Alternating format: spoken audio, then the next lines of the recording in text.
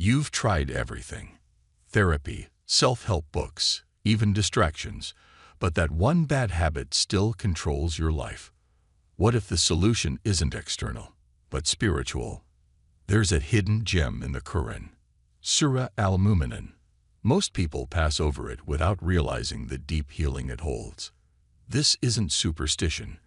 This is a spiritual practice passed down for generations, and it's helped countless people regain control over their lives. Let's say you're dealing with an addiction. Maybe it's to your phone, to smoking, to negative thinking, or worse. You've tried to quit 100 times.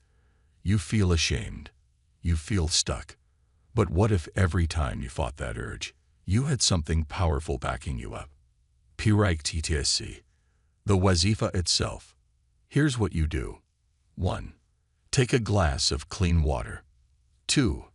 Recite Surah Al-Mu'minun 3 times with full focus and humility. 3. After reciting, blow gently onto the water. 4. Drink it slowly. Believe that healing flows through every drop. Do this every day. With consistency, you'll start to feel it. Your willpower strengthening, your thoughts clearing, your heart becoming lighter. See Losing, empowerment and call to action.